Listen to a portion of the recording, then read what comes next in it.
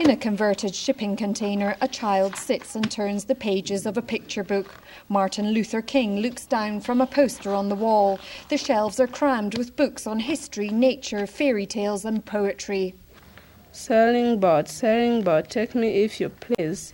Sailing safe and sound across the seas. Escape in real life is not so easy for 13-year-old Maria. She has to fend largely for herself. Her father has left home. Her mother struggles to support the family. One of Maria's favourite books is Cinderella. She got married to the prince, yeah. It gives me hope that you can also live a successful life. These children have nothing else in their lives except what they see on the streets. And so it's even more important for them to have ways of escaping from the sort of day-to-day drudgery and squalor of what life on the streets is. And at last, away they went. And that's Curious George. Jane Myers had the idea of setting up a library after bringing books to read to the children at a drop-in centre in Lusaka.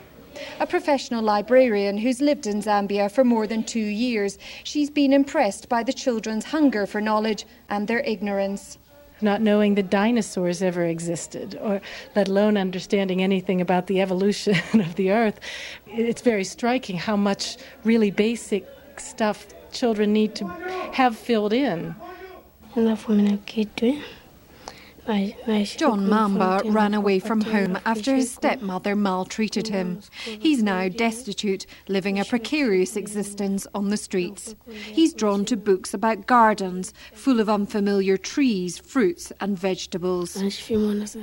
I don't see a lot of vegetables in Lusaka or trees, but I like to, just because it's more like imagination. I imagine a lot from the trees which I see in the books. Librarian Ben Lungu tidies up the shelves. AIDS and economic collapse have placed an unbearable strain on Zambia's social fabric. Street children who beg and thieve for a living are often regarded as the lowest of the low. There's little chance, says Ben Lungu, of them being welcomed in public libraries. People think maybe they've come to steal, not knowing that they've come to read as well.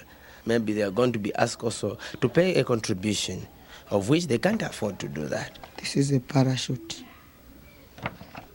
a hot air balloon. 16-year-old Kennedy pores over the mechanics of flight. He believes if he reads enough, studies enough, he'll improve his chances of escaping his miserable, poverty-stricken life. There's nowhere you can go if you don't know how. You don't know how to read, and you can't get a job. A grubby little boy touches the clean pages of a storybook with almost reverential awe. Many of Lusaka's street children have fairly brutish lives. They often experience violence, hunger and sexual abuse. But in their library, where they can sit and read in peace, the innocence of childhood is briefly restored.